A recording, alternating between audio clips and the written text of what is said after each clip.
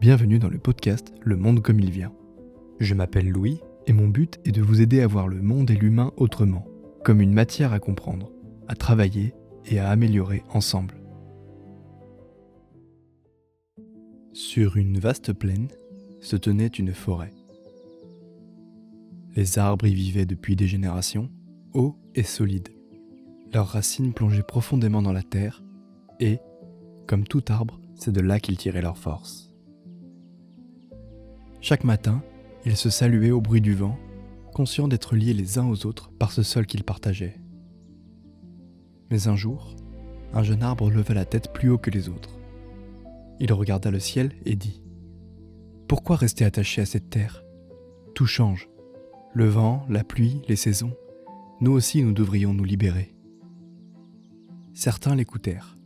Ils étaient jeunes, pleins de sève, impatients de croître sans contrainte. Ils se mirent à mépriser leurs racines, à les considérer comme un poids, en disant : « Les anciens parlent toujours de la terre, mais l'avenir est dans le ciel. » Alors, au fil du temps, ils laissèrent leurs racines se dessécher. Ils ne buvaient plus l'eau du sol, préférant tendre leurs branches vers les nuages. Les jours passèrent et arriva le vent d'automne. Les arbres déracinés furent les premiers à ployer. Leurs feuilles se dispersent au loin et leur tronc, autrefois droit, se fendit sous la tempête. Ceux qui avaient gardé leurs racines, eux, tinrent bon. Leurs branches pliaient, mais ne rompaient pas. Quand le calme revint, la forêt avait changé. Il restait moins d'arbres, mais ils étaient vivants. Le sol portait encore les marques de ceux qui avaient voulu s'en détacher.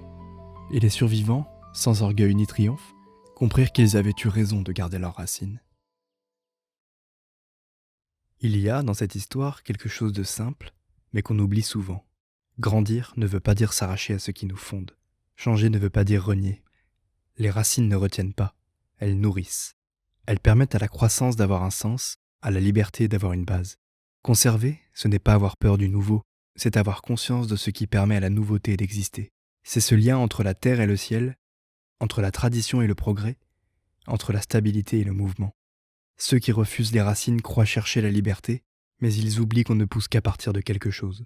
Conserver, c'est prolonger la vie. C'est dire, ce que nous avons reçu n'est pas parfait, mais il nous a portés jusqu'ici. C'est reconnaître qu'un arbre ne s'élève pas contre sa terre, mais grâce à elle. Et peut-être que notre époque, si pressée de se réinventer, a besoin de se souvenir de cela.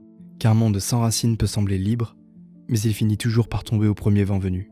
Alors que celui qui garde ses fondations peut traverser toutes les saisons et continuer de grandir sans jamais se perdre.